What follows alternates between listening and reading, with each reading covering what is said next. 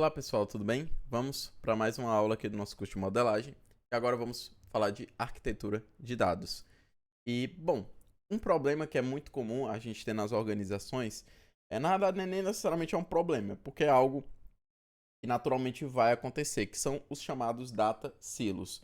Bom, a gente falou na aula passada de OLTP. Então a gente vai ter as diferentes áreas da empresa, né? A gente vai ter o RH, né? Vamos ter a parte jurídica, financeira, vamos ter a parte de projetos, né? O do sistema de engenharia de software, né? Enfim, vamos ter a parte de marketing. E cada setor, né, vai ter as suas próprias operações e lógicas internas, né? E por sua vez, a gente vai ter os dados, né, que vão ser gerados por essas operações, como também os dados que as operações precisam interagir, né, para elas acontecerem. Então é comum que cada área a gente vá ter um banco de dados, né? Um OLTP, certo? Então, por exemplo, o e-commerce aqui ó, vai ter um OLTP próprio para ele, né? O RH também pode ter um específico para ele, a área jurídica, a área de marketing, né? E ainda mais, né? Ainda existe um outro ponto de complexidade, que nem sempre vai ser um banco de dados relacional, né? A gente pode ter, por exemplo, que o de recursos humanos, eles usam ali vários arquivos Excel, eles usam, por exemplo, um sistema ali que a empresa compra, né, para ajudar com a parte de recursos humanos. Aí, claro, esse sistema, eles têm alguns dados ali que eles conseguem exportar em Excel, né, ou conseguem interagir internamente nessa ferramenta, tá? O mesmo pode acontecer no marketing, né, em que a gente tem os famosos CRM, né, que são atrelados aí à gestão de relacionamento com o cliente, né, de captação de leads e trabalhar esses leads para eles virarem clientes, né, enfim. Toda a parte também ali de anúncios, de criação de conteúdo, né? Na parte jurídica, a gente provavelmente vai ter, além dos arquivos Excel, vários arquivos PDFs, né? Contratos, né? Arquivos jurídicos. Então, perceba que cada área vai ter uma certa forma diferente de lidar com os dados e não necessariamente vai se limitar só aos bancos de dados relacionais. E aí, a gente tem justamente esse conceito de data silo é para simbolizar o que cada área vai ter aqui sua caixinha, né, em relação a como os dados são armazenados, como os dados são lidados, né? Só que aí qual é o ponto disso? É que quando a empresa chega num momento em que ela quer integrar essas coisas, né? Ou seja, eu quero gerar uma métrica que vai envolver aqui os dados de e-commerce e os de marketing, né? Eu quero atrelar, tipo assim, as campanhas de marketing e ver o que é que impactou aqui no e-commerce, né? Em relação ao que os clientes compraram, né? E tal. Ou, eu quero pegar aqui a parte jurídica e conectar com a de recursos humanos, né? E ver questão, assim, de como tá algum aspecto, né? Que envolve essas duas áreas, né? Enfim.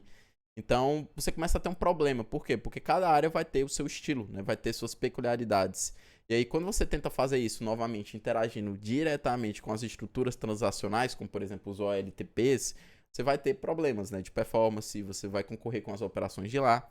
E aí surge a necessidade da gente ter as arquiteturas de dados, né?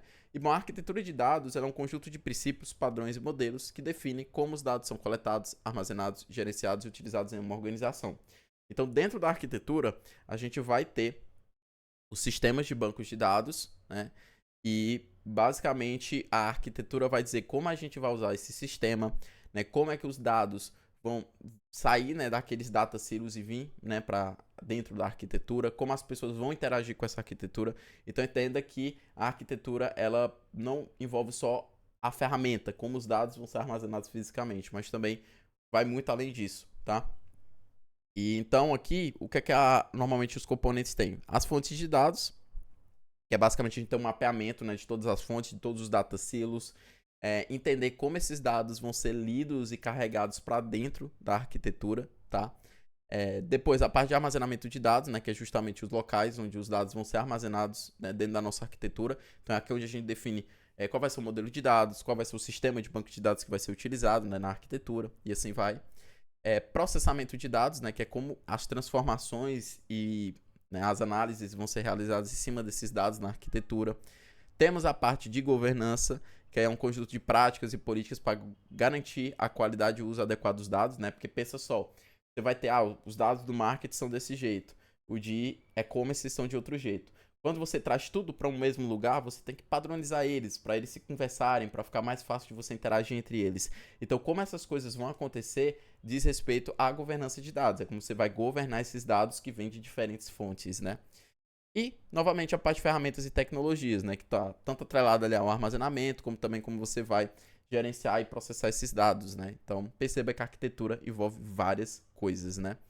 É, E aí, vai lembrar que a arquitetura de dados, normalmente, ela está atrelada a aspectos analíticos. Então, imagina que a gente viu o OLAP, né?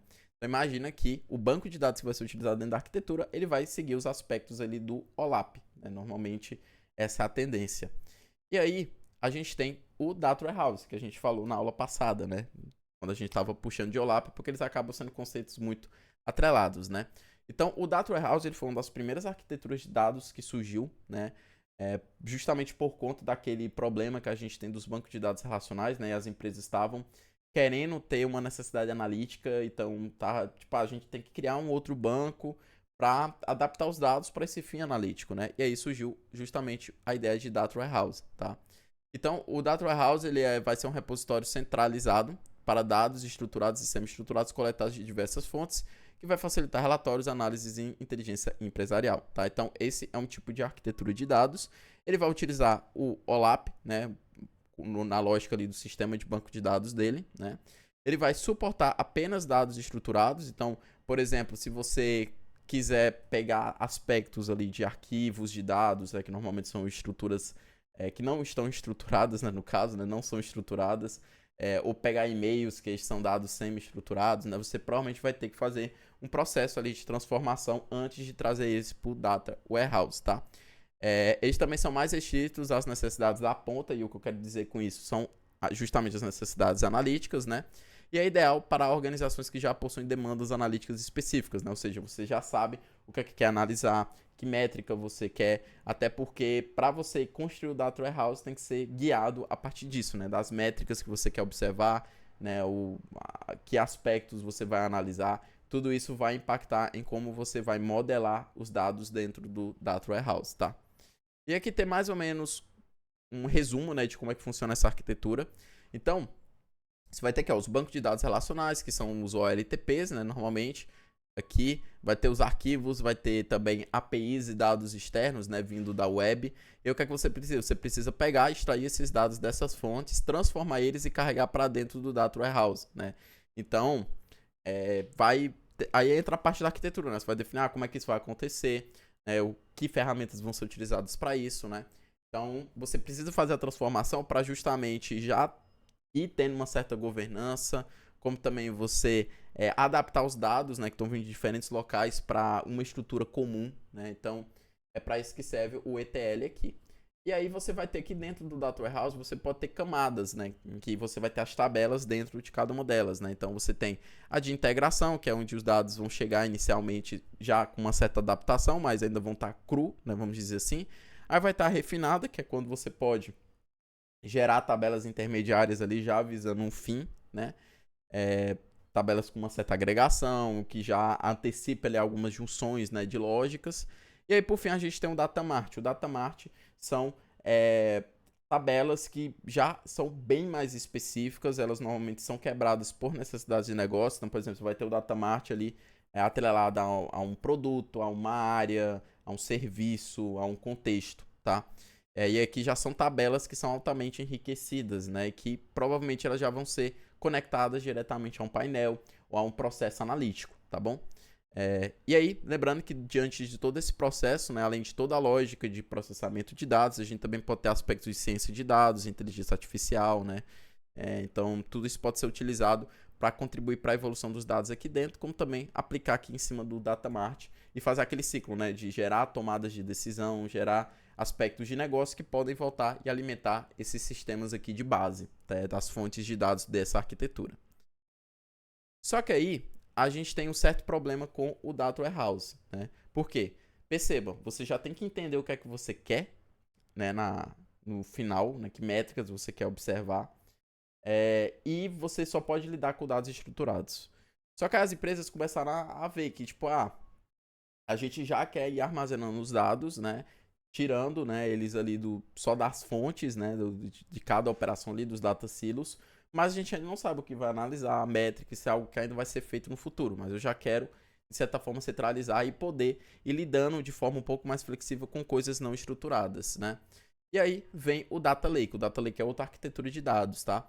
Então ele é um repositório centralizado que armazena um grande volume de dados brutos em seus formatos originais, né? Ou seja, independente se é estruturado ou não, para análises diversas, incluindo Big Data, aprendizado de máquina e outras formas de análise inteligente, tá?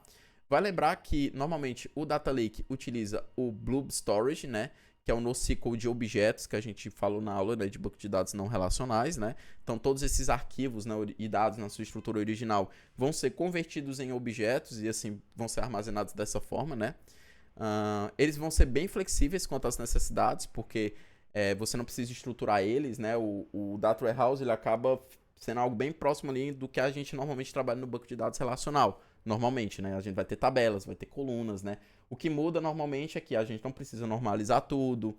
A arquitetura, normalmente, dos bancos de dados que são otimizados para uso em Data Warehouse muda um pouquinho, né? Que é justamente para suportar um maior volume de consultas, um maior volume de dados nessas consultas, né? Então, normalmente o Data Lake ele vai quebrar um pouco isso que a gente está acostumado do relacional. Por isso que normalmente ele usa o NoSQL de objetos, que é muito mais flexível, como a gente já falou anteriormente, né? E aí, como é que ele funciona, né? Olha só que legal. A gente vai ter aqui os dados de diferentes fontes, tá? Que podem ser bancos de dados, podem ser arquivos, vídeos, imagens, né? E aí a gente vai fazer o quê? A gente vai extrair e carregar os dados, né? Ou seja, perceba que a gente não obrigatoriamente tem a parte de transformação, tá? Eu só quero ler os dados daqui e carregar dentro da camada bruta do meu Data Lake, tá? E novamente, qual ferramenta, como é que vai funcionar isso? Aí o Data Lake, né, quando a gente for construir essa arquitetura, a gente vai definir quais ferramentas, quais processamentos, como tudo isso vai acontecer, né? E aí a gente vai ter que a camada bruta, tá? Que basicamente é uma cópia, né, aqui das fontes. Aí depois nós podemos ter uma camada limpa, que é você ler, né, dessas fontes, né, aqui copiadas, né, e faz as adaptações necessárias, né, já para deixar os dados um pouco mais ali bem organizados, né, ou até mesmo estruturados, né, se for o desejo, né, e aí por fim você tem que acurado ou refinado, né, que aí já são dados que estão bem assim enriquecidos, né, você aplicou uma estruturação, você aplicou uma lógica de inteligência artificial, né, enfim, e deu um enriquecimento, né? E aí, olha só que legal, no final você pode fazer processos de ETL, claro que também aqui entra a bruta e limpa, limpa e cura refinada, você pode também fazer ETLs, né, que você extrai de uma, transforma e carrega na outra, né? E aqui no final você pode pegar o Data Lake, fazer um ETL e carregar em produtos de dados, você também pode carregar em painéis, inclusive você pode pegar o ETL e carregar os dados no Data Warehouse, tá?